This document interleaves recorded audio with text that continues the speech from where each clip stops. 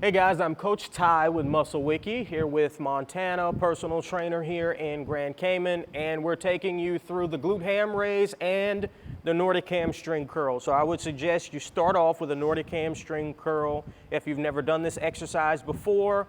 The drawback with this exercise is you need a partner for it. If you don't have a partner, then I'm going to give you some other options that you can do with the glute ham raise machine to make it a little bit easier. But since we have a partner, we're going to start here. So here we go. So you would have your partner hold down your ankles, make sure you extend your foot, and you are going to want to try to put or have your partner put all of their weight onto your ankles. And then the person performing the exercise, you in this case, try to lower yourself as slowly as you possibly can. Keep your hands out and then push yourself back up. All right, let's keep on going. Try to keep your hips mostly extended.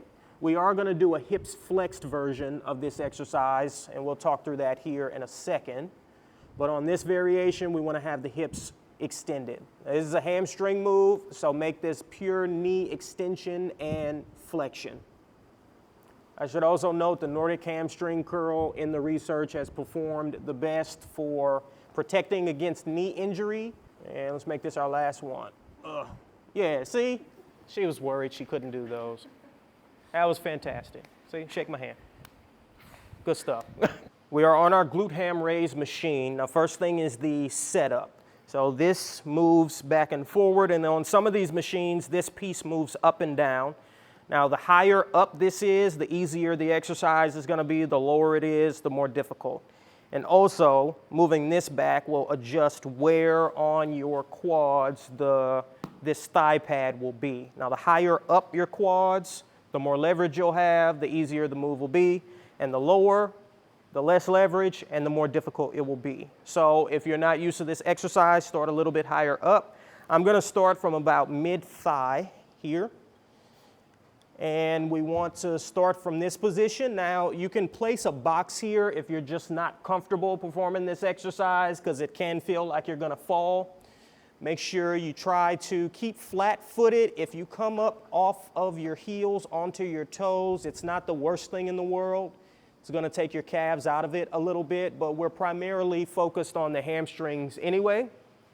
So again, from there, try to keep your hips mostly extended. If you get a little bit of hip flexion, that's okay. We're mainly focused on the knees though. The hamstrings, or the function that we're training here, is knee flexion, so we want to make sure we're doing extension and flexion. So start, stand tall, or kneel tall, fully extend the knee, and fully flex. Now, after you get to about this point here, there's not really any more tension on your hamstring, so there's no need to come all the way back here to this point. You can stop roughly here. Extend and flex. So from here, and you will get fairly strong at performing this exercise relatively quickly. So how do you progress? Well, one thing you can do is add a dumbbell. You can hold a dumbbell here. Another thing that I like to do is use a band, and you can have a partner hold a band, or you can anchor a band to a low point. And you want the resistance coming from a roughly 45-degree angle, so you are flexing your knee against the resistance.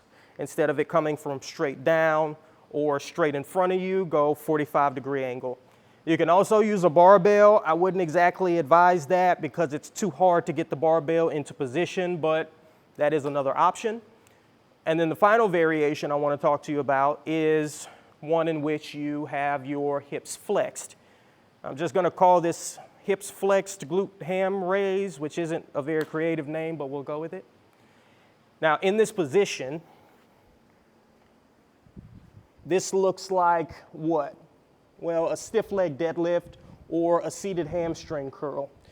Your hamstring crosses both your knee and your hip. When you have flexed hips, you're lengthening your hamstrings, and when your knees are extended, you're also lengthening your hamstrings. That's why when you lean forward to try to touch your toes, you feel that big stretch through your hamstring. The more research that we find, or the more research that comes out on stretch-mediated hypertrophy, we're learning that it is better for muscle growth than most other things. And so a seated hamstring curl will it performs better than a laying hamstring curl. So I've been flexing my hips on this move, starting the exercise from here and feeling that stretch through my hamstring, and then continuing to keep my hips flexed as I flex my knees. Now I can do the glute ham raise with quite a bit of weight. I think I've gone as high as maybe a 60, 65 pound dumbbell here while performing this exercise. I've done them at a decline to make them more difficult. I've even tried like a 1.5 stance with these. But the absolute most difficult variation I've done is with the hips flexed because of that stretch that you're getting. So try doing these hips flexed. I know that goes in the face of all the form advice you've seen on this exercise before, but so long as you're keeping a flat back, it's totally safe. Cut.